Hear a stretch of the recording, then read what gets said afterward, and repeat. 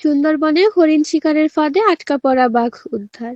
মোহাম্মদ মাহিম ইসলাম, বাগেরহাট জেলা প্রতিনিধি। বাগেরহাটের মোংলা উপজেলার সুন্দরবনের পূর্ব বন বিভাগের চাঁদপাই রেঞ্জের জয়মনি এলাকায় হরিণ শিকারীদের পেতে রাখা ফাঁদে আটকা পড়েছে একটি পূর্ণবয়স্ক রয়্যাল বেঙ্গল টাইগার। ৩ জানুয়ারি বিকালে মোংলা উপজেলার চিলা ইউনিয়নের জয়মনি গ্রামের সরকিরখাল সংলগ্ন সুন্দরবনে এ ঘটনা ঘটেছে। সরেজমিনে গিয়ে জানা যায়, বনের সীমান্ত ঘেরা জয়মনি গ্রামে একদল অসাধু শিকারী হরিণ ধরার ফাঁদ পেতে রেখেছিল।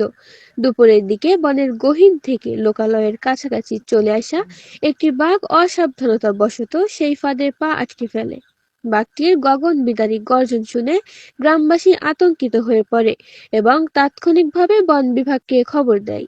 ৪ জানুয়ারি দুপুরে ঢাকা থেকে একটি বিশেষ টিম এসে বাঘটিকে চেতনানাশক ট্রাঙ্কুলাইজার গান ব্যবহার করে অনেক চেষ্টা চালিয়ে বাঘটিকে উদ্ধার করতে সক্ষম হন বন বিভাগ। উদ্ধার অভিযান সফল হওয়ার পর দেখা যায় বাঘটির একটি পা ফাঁদে আটকে যাওয়ার কারণে ক্ষতিগ্রস্ত হয়েছে এবং পায়ে পচন শুরু হয়েছে।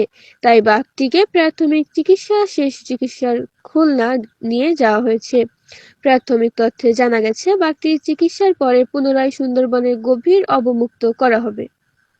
সুন্দরবন পূর্ব বন বিভাগের চাঁদপাই রেঞ্জের ঢাংমারি স্টেশনের করমজল বন্যপ্রাণী প্রজনন কেন্দ্রের ভারপ্রাপ্ত কর্মকর্তা মোহাম্মদ আজাদ কবির জানান, বাঘটিকে উদ্ধার করে খুলনায় বন বিভাগের বন্যপ্রাণী ও প্রকৃতি সংরক্ষণ বিভাগের রেস্কিউ সেন্টারে নিয়ে যাওয়া হচ্ছে। বাঘটি অসুস্থ হয়ে পড়ায় তার শরীরে ওষুধ ও স্যালাইন দেওয়া হচ্ছে। খুলনায় চিকিৎসা শেষে পরবর্তী সিদ্ধান্ত নেওয়া হবে উন্নত চিকিৎসার জন্য ঢাকা নেওয়া হবে কিনা।